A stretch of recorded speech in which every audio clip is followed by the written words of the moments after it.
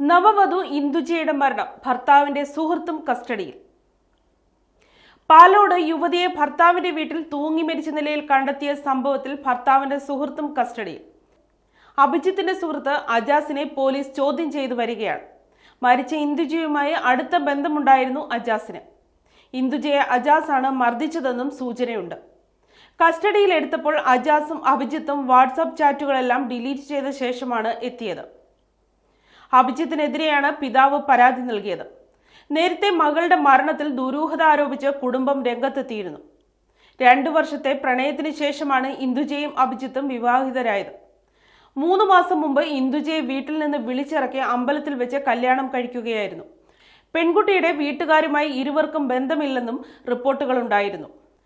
ഭർത്തൃ വീട്ടിൽ നിരന്തരം മാനസിക പീഡനങ്ങളും ഭീഷണിയും നേരിടുന്നതായി മകൾ തങ്ങളെ അറിയിച്ചതായും എന്നാൽ തങ്ങളെ അവിടേക്ക് ചെല്ലാൻ അനുവദിച്ചിരുന്നില്ലെന്നുമാണ് ഇന്ദുജയുടെ കുടുംബം ആരോപിക്കുന്നത്. ഉച്ചയ്ക്ക് ഭക്ഷണം കഴിക്കാനായി അഭിജിത്ത് വീട്ടിലെത്തിയപ്പോഴാണ് സംഭവം അറിയുന്നത്. വീട്ടിൽ അഭിജിത്തിന്റെ അമ്മൂമ്മ മാത്രമേ ഉണ്ടായിരുന്നുള്ളൂ. ഉടൻ തന്നെ നെടുമങ്ങാട് ജില്ലാ ആശുപത്രിയിലേക്ക് എത്തിച്ചെങ്കിലും മരണം സംഭവിക്കുകയായിരുന്നു.